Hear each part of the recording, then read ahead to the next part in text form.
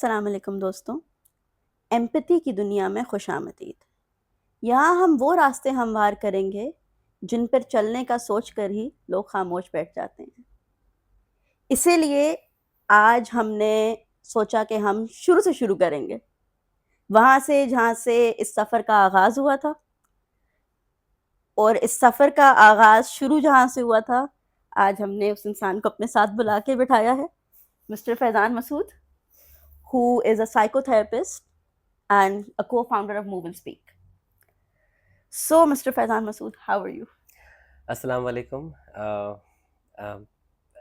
मैं बता नहीं सकता कि जिस फीलिंग्स के साथ मैं इस वक्त बैठा हूँ तो मेरे सामने और तुम ये लेके आई हो show called empathy hour. It's almost like a dream, Yeah. Well a dream in the making and Yeah. It's becoming true.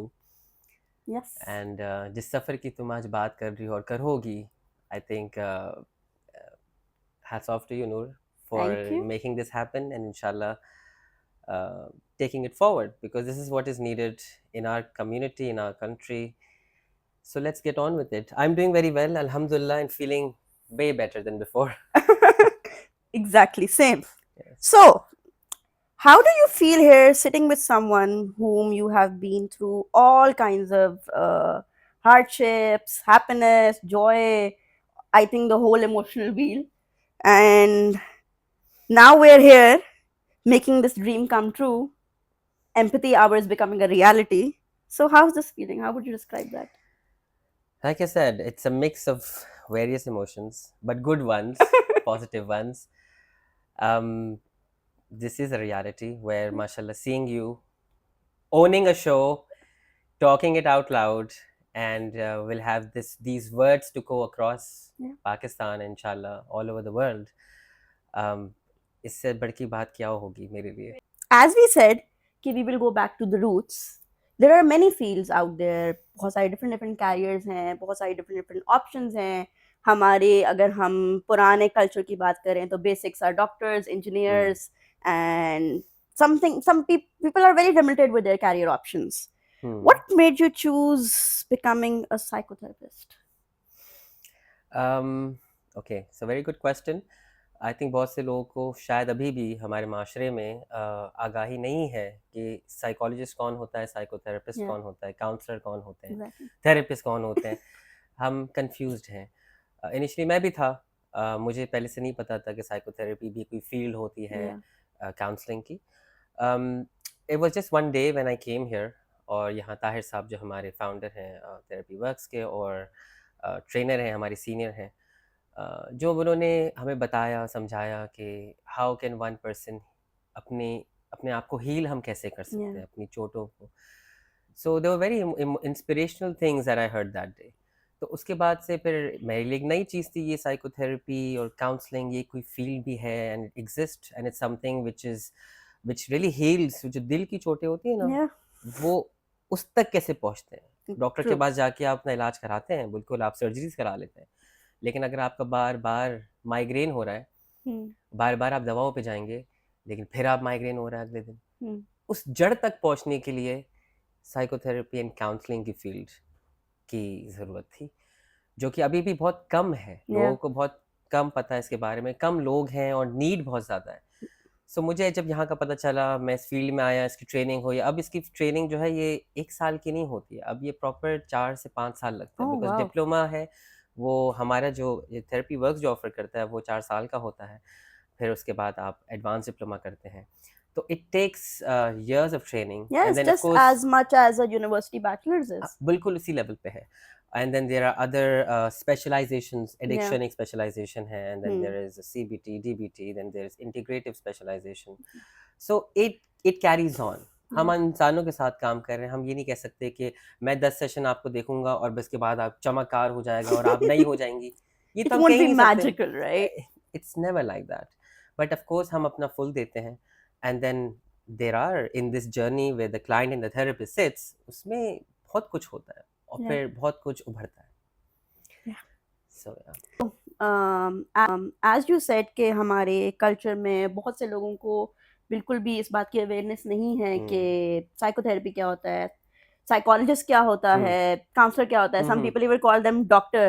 So like if you say दिमाग का doctor. दिमाग का हम्म So there is a taboo in our country, हाँ even in our society.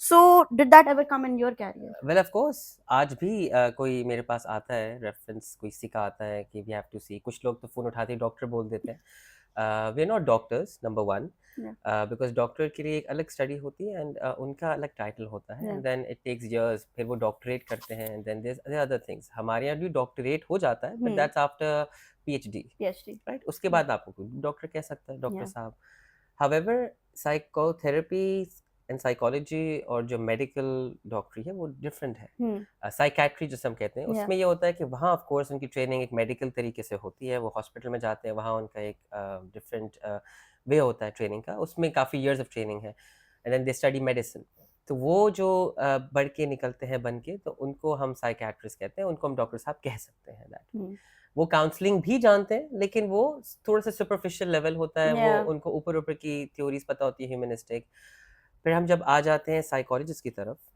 और फिर psychotherapist को अलग करते हैं कि साइकोथेरेपी क्योंकि साइकोलॉजिस्ट भी साइकोथेरेपी करते हैं Yeah.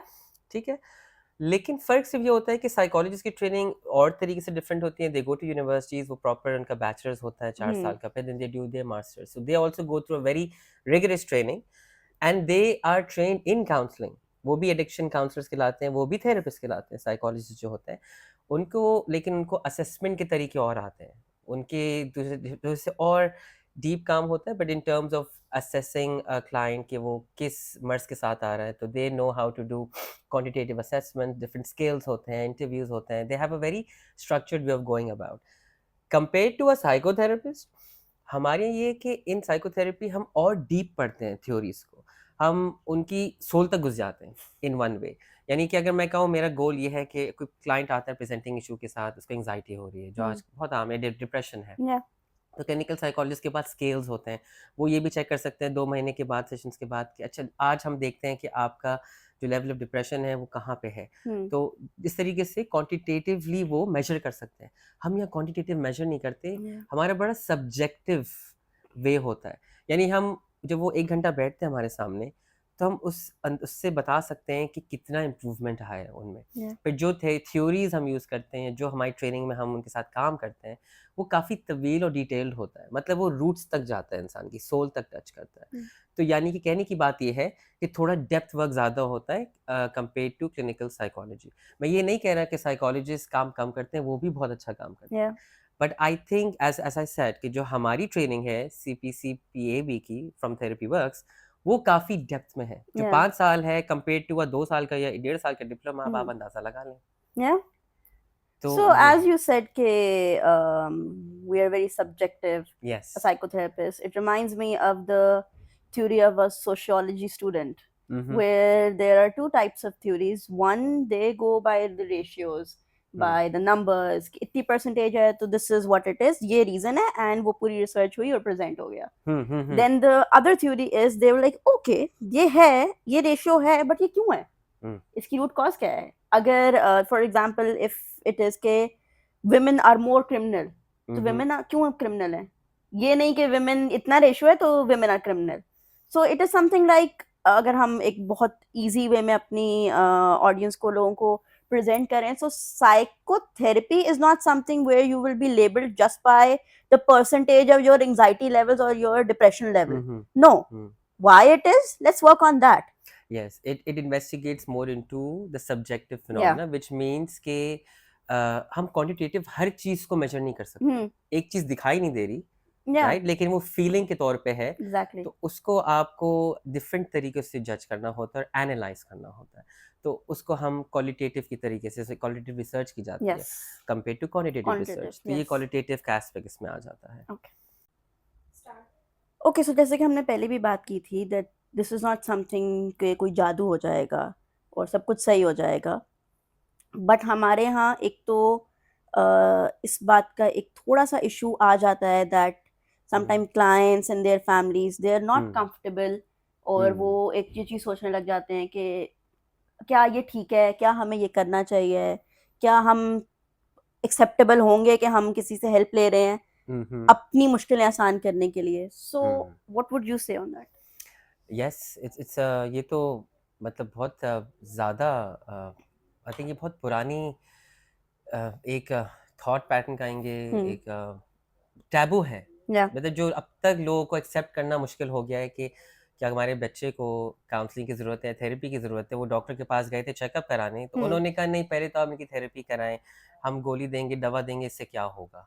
अ, तो ये इसको एक्सेप्ट करना हमेशा से चैलेंज रहा है इस जी। फ़ील्ड में। बल्कि यहीं सिर्फ़ हमारी कंट्री की बात नहीं हो रही, ये यूरोप में भी जब से शुरू हुआ था, क्योंकि वहाँ पे काउंसलिंग और थेरेपी बहुत पहले से शुरू हो गई थी। हम्म। 19th सेंचुरी की अगर हम बात करते हैं, तो तब से ये चीज़ें शुरू हुई थी। एंड अब हम देख रहे हैं कि आफ्टर कोविड ये इसका फिर भी ज़रा अल्हम्दुलिल्लाह कोविड के बाद लोग निकले, ऑनलाइन आए, हम्म। तो ज़रा इसका रुझान बढ़ गया कि भाई काउंसलिंग और साइकोलॉजी बहुत इंपॉर्टेंट है। ओके। सिर्फ ये नहीं कि साइकियाट्रिस्ट के पास जाते हैं तो दवा दे देते हैं और फिर क्लाइंट फैमिली से घबराती हैं कि क्या हमारे बच्चे को पागल करार कर दिया जाएगा, तो वो इसलिए डर के आते नहीं। या यहाँ हम गलती करते हैं। बात ये नहीं है, आपको पेट में दर्द होता है, आपको गले में दर्द होता है, कोई इन्फेक्शन होता है, बार-बार सर का दर्द होता है, आप कहाँ जाते हैं? आप जाते हैं ना? डॉक्टर के आप पास लोग जाते बिल्कुल। हैं, या बिल्कुल जाते हैं क्योंकि वो एक्सेप्टेड है हाँ, कि मैं हॉस्पिटल जाके इलाज होगा, भई बस सही है। सही हो हम जाएगा, वहाँ सब गए, सही हो सब जाएगा। सही हो जाएगा, जबकि हॉस्पिटल वाले भी अब बाज़ हॉस्पिटल ऐसे हैं, बाज़ से ऐसे डॉक्टर्स जो पढ़ लिख के आ रहे हैं आजकल के, हम्म। वो भी ये हवाला देते हैं कि no I think we require you to send your child और द इंडिविजुअल कि आप इनकी काउंसलिंग कराएँ या या इसको रिहैबिलिटेशन की ज़रूरत है। बिल्कुल। साथ-साथ मेडिकेशन की भी ज़रूरत है। हम ये नहीं कहते कि मेडिकेशन एक नुकसानदेह चीज़ है। या मेडिसिन की जहाँ ज़रूरत है, वो है और वो ज़रूरत है और बाज़ औक़ात काउंसलिंग और मेडिकेशन दोनों की साथ-साथ ज़रूरत पड़ती है। या we can not disconnect the physical and emotional बिल्कुल, स्टेट बोथ ऑफ देम बिल्कुल। एंड से कि नहीं ये है हाँ। सिर्फ और यही है, इधर नहीं कुछ करना। बिल्कुल, क्योंकि बाज़ चोटें ऐसी होती हैं दिल की और दिमाग की कि हम्म। आपको काउंसलिंग और साइकोलॉजी की ही ज़रूरत है। ये या जो हॉस्पिटल में डॉक्टर बैठे हैं, ये उनका काम नहीं है। तो जो लोग हमें आज सुन रहे हैं, ये बहुत इम्पोर्टेंट है ये बात समझना कि कहीं भी अगर आपको अपने घर में या अपने पड़ोस में या कहीं भी कोई भी ऐसा शख्स दिखता है, जहाँ आपको लगता है डिप्रेशन के सिम्पटम्स हैं या कोई हम्म। एंग्ज़ायटी के हैं और ऐसा है कि वो फंक्शनली वो काम नहीं कर पा रहे, वो सुबह उठ नहीं पा रहे, वो काम पे जा नहीं पा रहे, वो मुस्तकिल चिड़चिड़े दिखाई दे रहे हैं, हम्म। तो ज़रूरी है कि आप बाहर निकलें और बाहर निकलें और निकल के किसी काउंसलर का हवाला दें, क्योंकि या बहुत ज़रूरत है। क्योंकि अगर ये काम नहीं हुआ, हम्म। तो फिर मज़ीद दिल की प्रॉब्लम्स, हाइपरटेंशन फिर बीपी, ब्लड मेडिकल फिर जरूरत आ मेडिकल की जाएगी। ज़रूरत पड़ती है बिकॉज़ यस। अंदर के ये वाले काम नहीं हो रहे नहीं हैं। हो रहे हैं। ओके। सो आपने बात की एंजाइटी डिप्रेशन, बट हमारे यहाँ एंजाइटी डिप्रेशन क्या होता है? मतलब ये कैसे होता है? कैसे पता चलेगा क्या हो रहा है? सो अगर इसके कुछ सिम्टम्स और साइंस हमें आप बता सकें कि हाउ डू यू आइडेंटिफाई हुँ, कि व्हाट इज इट? एंग्ज़ायटी कब हो रही है, डिप्रेशन डिप्रेशन कब कब हो हो रहा रही है। है? What is it? हाँ, ये बड़ा बल्कि इनफैक्ट बहुत अच्छा सवाल है क्योंकि बहुत से लोग आजकल ये जो डिप्रेशन अल्फ़ाज़ है, हम्म। इसको बड़ा आम बना दिया। सुबह उठे तो कह रहे हैं मुझे डिप्रेशन हो रहा है। किसी और को देख लिया अफ़सोस की हालत में और कैफ़ियत में तो कह दिया ओह! मुझे डिप्रेशन हो गया। नहीं, ये डिप्रेशन एक ऐसी एक साइंटिफ़िक अल्फ़ाज़ है, इसके हम्म। पीछे बहुत रिसर्च है। हम या इसको ऐसे ही नहीं कह दें कि कोई कि एक दिन के लिए सैड हो गया तो उसको डिप्रेशन हो गया। ये थोड़ा-सा मैं इसके बारे में इलैबोरेट करता हूँ। पहले तो एंग्ज़ायटी पे आ जाते हैं। जी। एंग्ज़ायटी ये है खौफ़। हम्म। हमें जब खौफ़ होता है किसी चीज़ का, कोई डर होता है क्योंकि हम सोच रहे हैं कि कुछ गलत होने वाला है या मेरे साथ ये हो जाएगा या मैं इम्तिहान में फ़ेल हो जाऊँगी या ये काम नहीं होने वाला, तो कुछ कैफ़ियत इंसान की जिस्म में चेंज होने लगती है। या उसका मतलब ये हुआ कि हमारे अंदर जो नर्वस सिस्टम होता है, जो ब्रेन से लेके बॉडी में आपके चल रहा होता है, उसमें डिफरेंट ऑर्गन्स होते हैं, हम्म। वो बहुत तेज़-तेज़ काम करते हैं। यानी कि आप बहुत से लोग को होता है, अरे!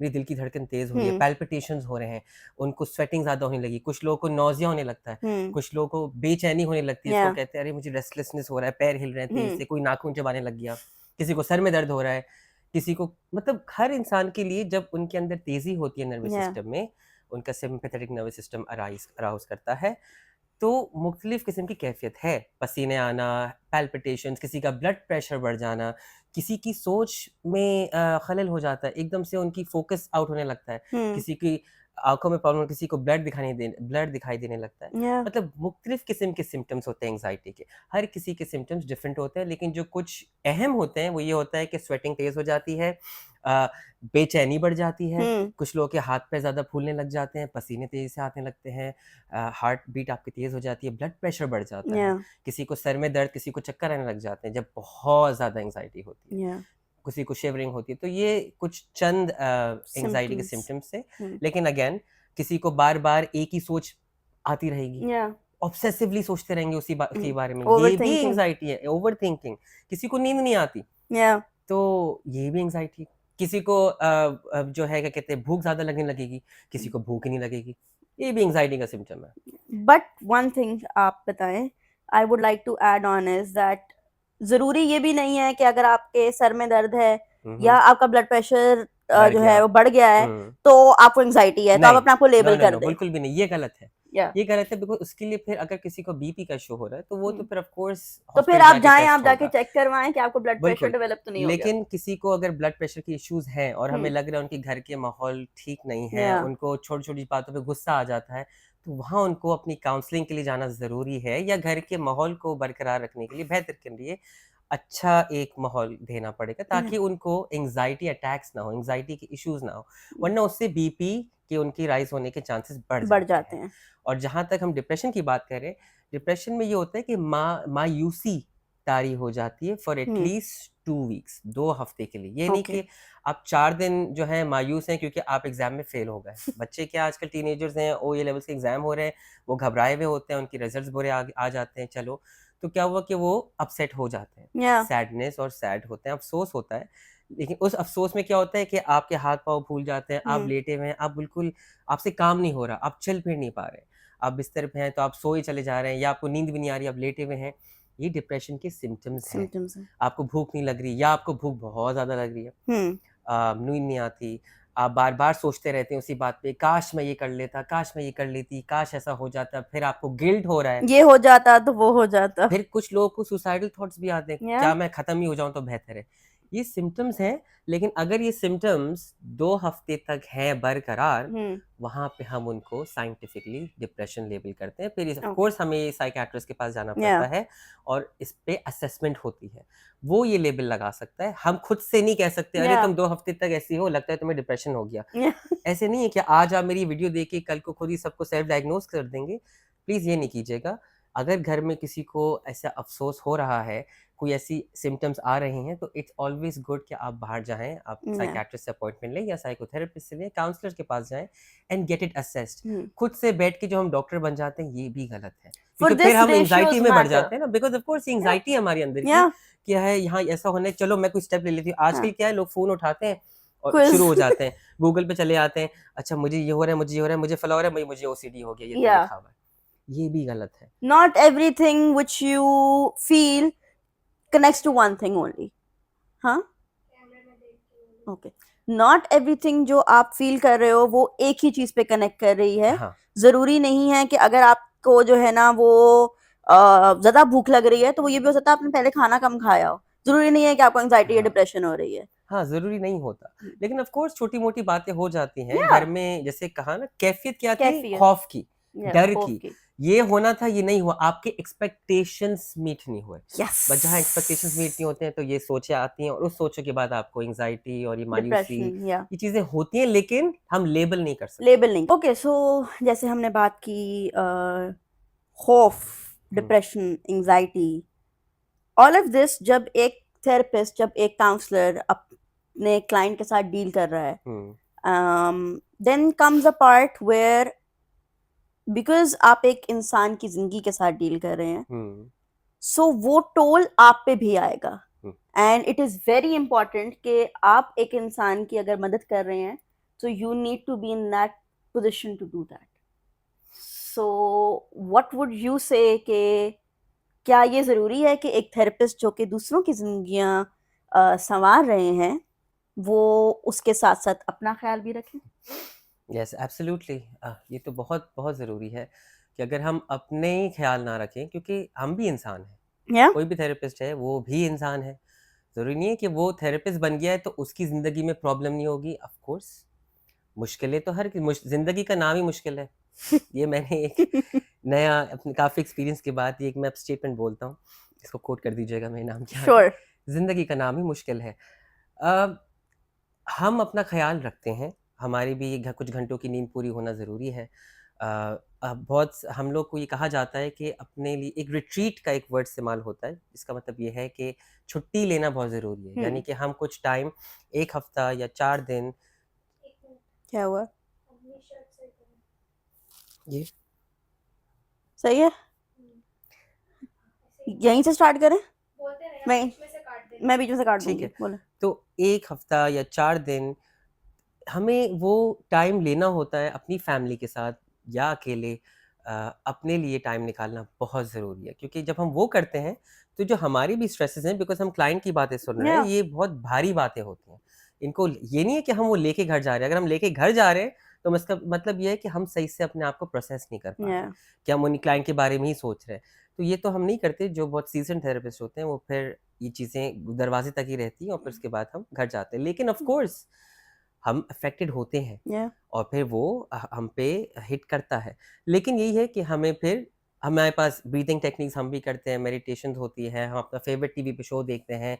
हम भी इंसान की तरह ही अपनी ज़िंदगी गुज़ारते हैं। हम भी सुबह उठ के नाश्ता, खाना-पानी सब वही करते हैं। हम कोई मैजिकल एंजेलिक लोग नहीं होते, हम भी इंसान ही हैं। लेकिन ऑफ़ कोर्स हमें अपना ख़्याल रखना बहुत ज़रूरी है। हाँ, तो उसके लिए हम छुट्टी भी करते हैं, हम अपनी फैमिली को भी टाइम देते हैं।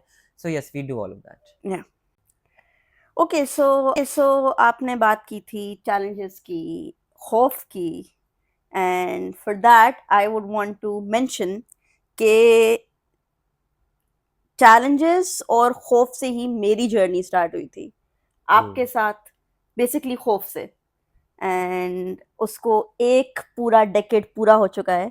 It has been 10 years, that is why अभी तक मैं आपको सर फैज़ान बोल रही थी, but to come back to this, मैंने हमेशा, बिकॉज वो इतना टाइम गुजर गया है, मैंने हमेशा इनको फैज़ान भाई बोला है।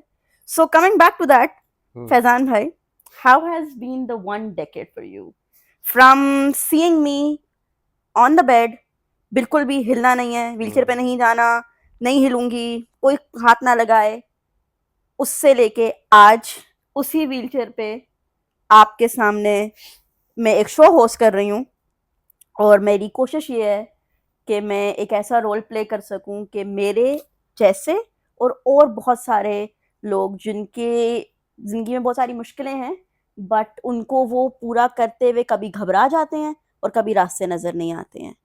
सो मैं उनकी ज़िंदगियों में कुछ तब्दीली ला सकूं, कुछ आसानियाँ पैदा कर सकूं। So from that to this 10 years, how was that for you Faizan भाई?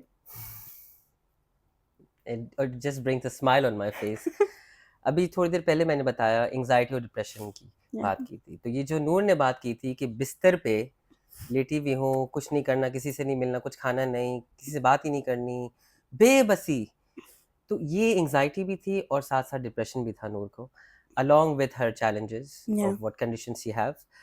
तो मेरे लिए इनफैक्ट मेरे लिए भी बहुत ज़्यादा लर्निंग थी नूर तुम्हारे साथ, seeing you that way, then counseling you to a place where you can now stand and talk to people और अपने बारे में इस तरीके से बताना, इस मतलब as I said पहले भी कि तुम भी मतलब you are an inspiration Noor yourself, and मेरे लिए ये तुम्हारे साथ काम करना 10 साल was quite of course challenging, but at the same Yeah. time a lot of learning and a lot of breathtaking moments, जिसे हम कहते हैं ना कि आहा मोमेंट्स कहते हैं, या ज़िंदगी में ऐसी कुछ बातें हो जाती हैं where you look, reflect and then you Yeah. say कि वाओ, यू नो।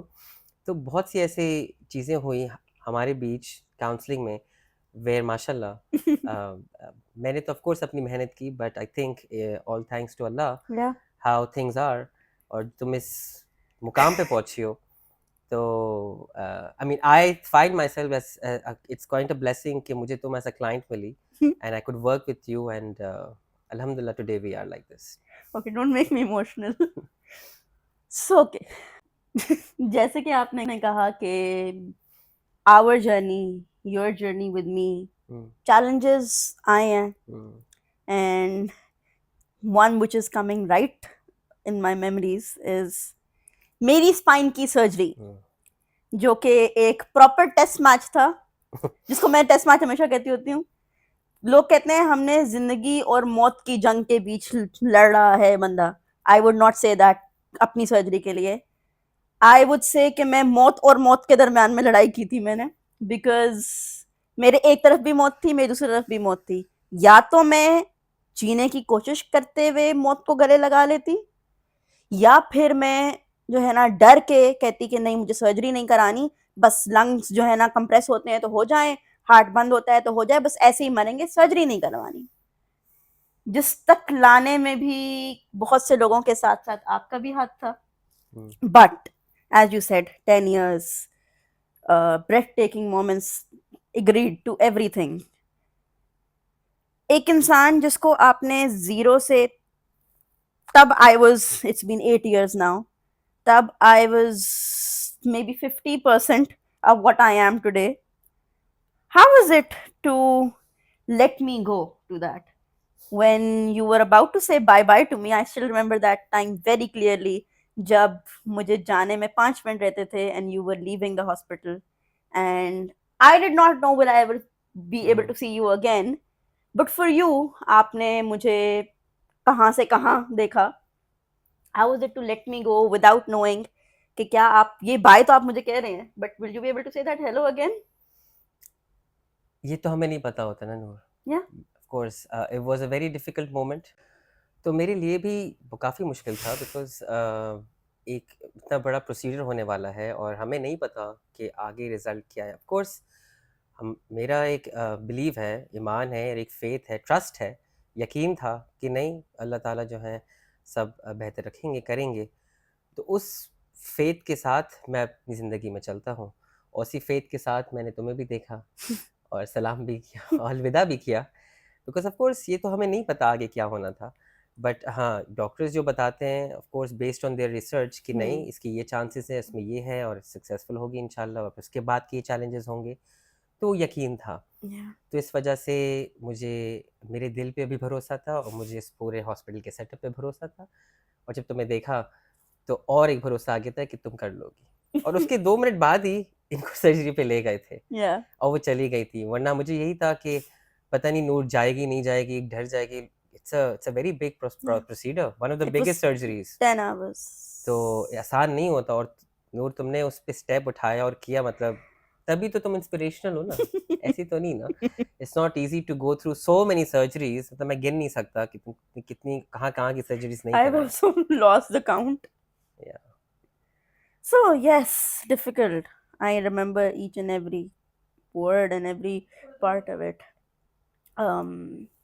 आपको, हाँ, you are right के 2 सेकंड के लिए लगा था कि नहीं नहीं जाना चाहिए, मगर बट फिर ख्याल आया कि नहीं जाना चाहिए.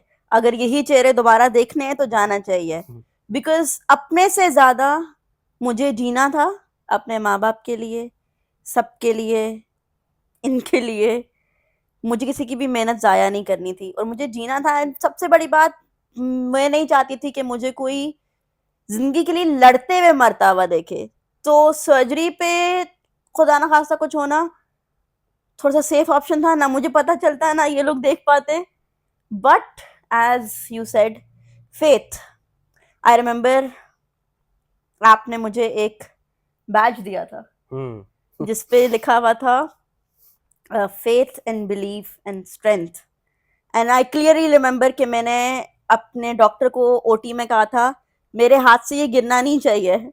मेरे पेरेंट्स मेरे साथ गए थे, मैंने परमिशन ली थी और मैंने कहा था कि मेरे हाथ से ले लेना. एंड मैं वो साथ लेके गई थी क्योंकि मुझे नहीं पता था कि मैं कब ना कर दूं कि मुझे नहीं जाना. So yes, faith is important. हम डेथ और लाइफ के बारे में बात कर रहे हैं, so I think we would love to know that life and death, what is that for you? जिंदगी और मौत. हाँ. Yes. इस पे ऑफ कोर्स मैं तो अपनी राय दूंगा, अपनी ओपिनियन दूंगा, बट डिफरेंट रिलीजन्स, डिफरेंट माशरे, सबके अपने पर्सपेक्टिव्स होते हैं.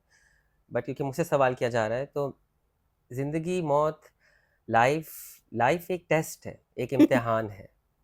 हर इंसान यहाँ पे जैसे हम स्कूल का इम्तिहान देते हैं, वैसे हर मोड़ पे हम इम्तिहान दे रहे होते हैं. कभी हम अच्छे काम कर रहे हैं, कभी हमसे गलतियाँ हो रही हैं, कभी हम घबरा रहे हैं कि वो हम फेल हो गए, अरे ये मुझसे एक्सपेक्टेशंस थी, मुझे खाना ऐसे बनाना था, मुझे काम में ये मेरे रिजल्ट्स आने चाहिए थे, नहीं आए, Yeah. ये सारे इम्तिहान हैं। तो ज़िंदगी विल ऑलवेज बी लाइक इम्तिहान, लेकिन बस फ़र्क सिर्फ ये है कि अगर हम इस इम्तिहान को लेके बैठ गए और इसको इम्तिहान ही बोलते रह गए, तो फिर क्या होता है एंग्जाइटी। हो Yeah. क्या मैं सही कर रहा हूँ, क्या मैं सही नहीं करूँगी, क्या मैं अपने ऑब्जेक्टिव से डिविएट कर जाऊँगी, तो वहाँ पे फिर लोगों को एंग्जाइटी अटैक्स होते हैं। ज़िंदगी इतनी मुश्किल नहीं है जितनी मुश्किल लोग बना लेते बना हैं, देते या हैं। सोचते हैं और बहुत ज़्यादा ही सोचने लग जाते हैं कि काम ही नहीं करते, एक्शन ही नहीं हो रहा है, बस सोचे चले जा रहे हैं। So it's of course it's a beautiful journey that Allah has given all of us. Yeah. और जहाँ हम डेथ की बात करते हैं तो बहुत मतलब ये वो बात है कि मौत जो है सबको खौफ देती है। और बहुत से लोग मतलब it's not easy to talk about death, Yeah. ठीक है, और तुम तो मौत के मुंह में जाती हो और आ जाती हो इतनी आराम से, बड़ी बात है। बट ये एक हिस्सा है ज़िंदगी का कि ये भी होना है। Yeah. बाज़ों हमें नहीं पता कब हम्म। किस पे कब मौत आ सकती है, डेथ हो सकती है, बट वही वाली बात है कि क्या हम रेडी हैं? क्या हमने जिस इम्तिहान में हम हैं रोज़ के, चाहे वो आपके काम से जुड़े, आप काम कर रहे हैं as a child, as anybody, वो जो भी आपका रोल है, एक बहुत बड़ा रोल होता है हमारा एज़ अ मुस्लिम। क्या हम अपने इस्लामिक रूल्स क्या हम वो पूरे कर पा रहे हैं? क्योंकि जब वो होने लगते हैं, हम अपने फ़राइज़ और फ़र्ज़ को पूरे करते हैं, तो अंदर आपके दिल में एक सुकून सा होता है। Yeah. जब वो सुकून आता है, तो फिर आपको मौत से डर नहीं लगता, बिल्कुल नहीं लगता। Yes. फ़राइज़ एंड आई थिंक कि पर्पस ज़िंदगी का क्लियर होना, आई थिंक आपको कभी भी शायद सही तरह से पता नहीं भी चल सकता कि पर्पस ज़िंदगी का क्या है, बिकॉज़ वो अल्लाह जानता है। बट आपको कभी-कभी आपकी एनवायरनमेंट, आपकी सराउंडिंग्स ये ज़रूर बता देती हैं कि आपसे एक्चुअली एक्सपेक्टेशन क्या है। Hmm, and true to my name Noorlain, मेरा काम है रोशनियाँ फैलाना। एंड रिसेंटली आई थिंक मुझे अपना पर्पस समझ आने लगा है कि शायद इस सब का, एज यू सेड, मौत से वापस आ जाती हैं, कभी कुछ हो जाता है, कभी कुछ हो जाता है, अनसर्टेनिटी। आई थिंक इस सब का पर्पस ही शायद ये था, बेहतर भी हो सकता था ना, जब सर्जरी हुई सब कुछ, I could start walking, magic हो सकता, सब कुछ हो सकता था, बट आई थिंक पर्पस ही ये था कि ये ऐसा ही रहे, ताकि ये ख्याल मेरे जहन में आए कि चलो मेरे साथ तो है ना, और बहुत से हैं जिनके साथ है। मैंने with the help of many people, मेरे घर वाले, आप और बहुत सारे लोग, मेरे रिलेटिव्स, फ्रेंड्स, बहुत सी चीज़ों को गुजार लिया। बहुत हैं जो नहीं गुजार पाते, एंड जिंदगी अल्लाह ने दी है ना, तो वी एज ह्यूमंस, और हमारा काम है दूसरों के लिए उनके रास्ते हमवार करना, उनकी मुश्किलें आसान करना, ना कि उनके लिए और हर्डल्स और स्ट्रगल्स पैदा करना, specially people with different needs, people with special needs, and उनको डिफरेंशिएट कर देना कि नहीं यहाँ तो नहीं जा सकते ना, आपको व्हीलचेयर पे हो, आप तो यहाँ नहीं जा सकते। क्यों? आप जा सकते हैं। उसके लिए ये करना, इस तक पहुंचाना, शायद ये है मेरा पर्पस। इसीलिए आज ये एम्पैथी आवर यहाँ पे मौजूद है, मैं मौजूद हूँ, आप मौजूद हैं। So, what are your thoughts on empathy hour? What is it and how would you describe it? No, I think it's a lovely idea, wonderful platform, बहुत अच्छा ये प्लेटफॉर्म है कि इस तरीके के शो तुमने स्टार्ट किया ताकि लोग आएँ, Yeah. लोगों को पता हो कि क्या-क्या मुश्किलात होती हैं लोगों की ज़िंदगी में। सबकी ज़िंदगी में कोई ना कोई टेंशन, प्रॉब्लम्स हैं। लेकिन बात ये है कि क्या प्रॉब्लम्स पे हम कुछ सोचते ही हैं या कुछ करते भी हैं ताकि करते वो भी हैं। प्रॉब्लम्स को हम डील करें। कराची में जैसे डिसेबिलिटीज़ हुआ, उस पे कितना इंक्लूजन पे काम हो रहा है, तो अलबत्ता हो रहा है, लेकिन कहीं-कहीं बहुत सी चीज़ें नहीं हो पा रही। नहीं हो एक तो पा रही इसलिए नहीं हैं। हो पा रही क्योंकि आगाही नहीं है, और जो तुमने शो स्टार्ट किया है, I think this is one of those platforms where voice will be gone. लोगों को समझ आएगी, लोगों को तुम नई-नई लोगों से मिलोगी यहाँ पे इसी शो में, और भी बहुत से लोग आएँगे जो अपनी आवाज़ से कुछ ऐसी चीज़ों पे आगाही देंगे जो बहुत से लोगों को नहीं पता, और Yeah. गवर्नमेंट तक ये बात जाएगी। तो जहाँ-जहाँ ज़रूरत है इंक्लूजन पे काम करना, डाइवर्सिटी पे काम करना, डिफरेंट किस्म के मसाइल हैं, तो उन सब पे इंशाल्लाह थ्रू दिस शो हम टैप कर सकते हैं। And I Yeah. थिंक इसी उम्मीद से भी मैं भी आया हूँ और यही उम्मीद है और यही मेरा भरोसा भी है कि ये शो इसको लेके जाएगा आगे। Yeah. एंड हमने मेंशन किया था हमारे स्टार्ट ऑफ द वीडियोस में कि one conversation at a time. So yes, one conversation at a time, and this was the beginning of the conversation.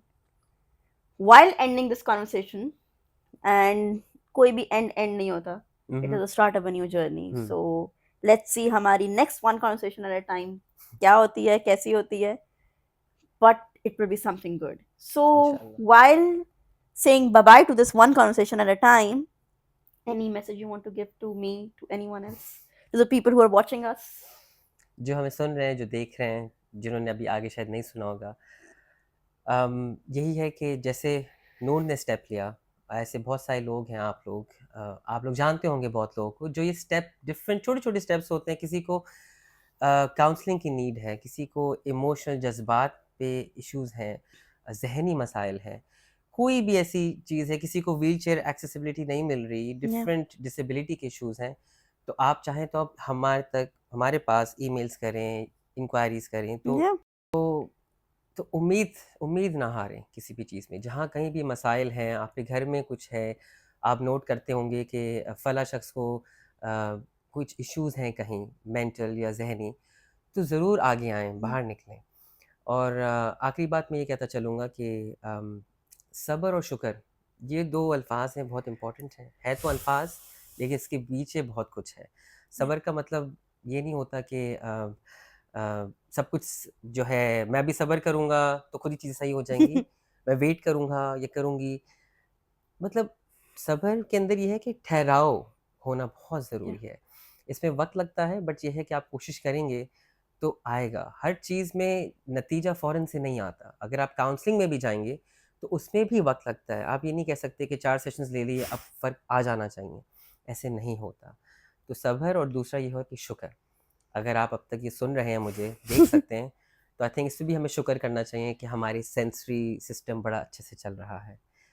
तो इसी उम्मीद से इंशाल्लाह मुझे बहुत अच्छा लगा कि नूर मैं यहाँ पे हूँ तुम्हारे साथ on the first episode of empathy hour and I wish everybody good luck and अगर किसी को रीच आउट करना हो तो please do so. I will look forward to. Yeah. शुक्रिया बहुत-बहुत। Thank you for being here. Thank you for enlightening us, our audience. I think, as you said, सबर शुक्र के साथ ही हमने इसका आगाज़ किया था और हम आगे भी ऐसे ही करेंगे। एंड आई थिंक हम खुद बहुत खुश हैं कि ये इस तरह से स्टार्ट हुआ, ये आपके साथ स्टार्ट हुआ। So thank you. जज़ाकल्लाह। अस्सलाम वालेकुम, मेरा नाम फैज़ान मसूद है और मैं एक साइकोथेरेपिस्ट और काउंसलर हूँ। मैं बच्चे हों या बड़े हों, कोई भी हो, उनके ज़हनी और जज़्बाती मसाइल पे काम करता हूँ और बहुत टाइम से कर रहा हूँ। आज मैं बहुत खुश हूँ, मैं एम्पैथी आर में हूँ और ये क्या शो है, ये बहुत इम्पोर्टेंट शो है, जिसका अंदाज़ा आपको तभी होगा जब आप सुनेंगे, जिसमें आप बहुत कुछ सीखेंगे, जज़्बात से जुड़े और ज़हन से जुड़े बहुत सी बातों के ऊपर। तो प्लीज़ ज़रूर लाइक कीजिएगा, सब्सक्राइब कीजिएगा।